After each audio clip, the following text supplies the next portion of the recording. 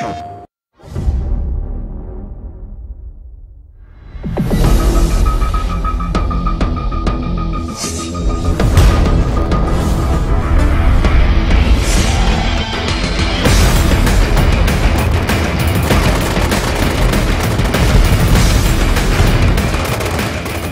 soon as I first started the project, and they were running 256 players on a console, I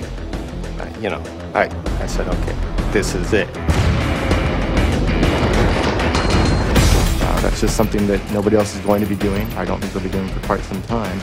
And it really is on the sheer level of being able to pull that off on a rendering level, on a gameplay level. It's not just on the networking level. People have traditionally gone like 16, 32, 64. Past that, I mean, it's no man's land, and we're doing it at 30 frames. You know, that's pretty huge. One of the critical things was that we actually optimized enough so that by the time you hit 256 people all starting to converge in and fight, that your frame rate stays up above 30 and you have a nice smooth experience.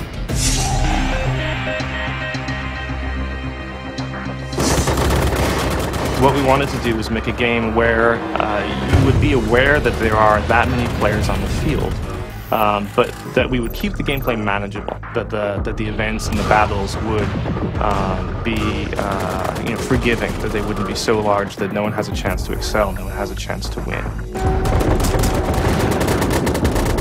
It's involved a lot of new learning experiences for us.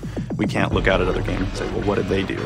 We've had to set up a lot of our own practices for setting up levels and features and things like that. A lot of the things that we look to kind of in the conventions of a first-person shooter are still there and are still applicable to MAG.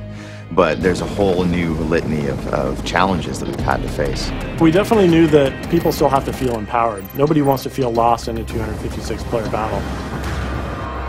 We don't want to have a wide open area and dump 256 players on it. It's dangerous. You're going to be shot from all sides. So we had to add a lot of density and cover in the assets. Another thing is the options. We want to give players options in these 256 player battles in MAG.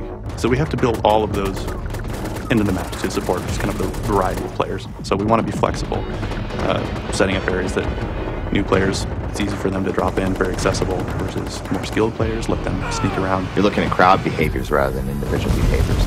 But at the same time, we wanted to make sure that we are thinking about every individual set of boots on the ground so that you as an individual can have a big influence on the battle.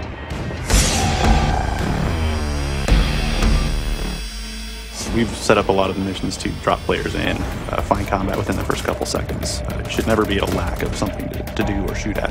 What aren't you going to see in the game is the question. Big old mortar strikes, grenades going off, flashbangs, air strikes, you name it, it's probably in there. In other first-person shooters, you might see big events like helicopters going down or explosions or buildings on fire. Those things are all scripted. They're happening outside the gameplay space. In MAG, it's the first-person shooter where all of those things are happening around you as an effective gameplay.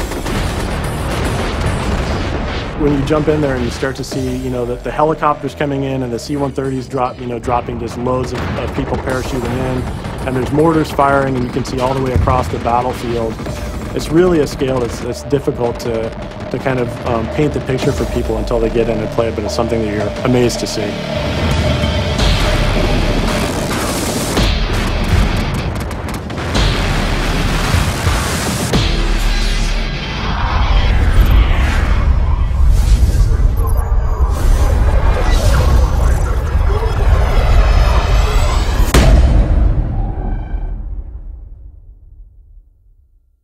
PlayStation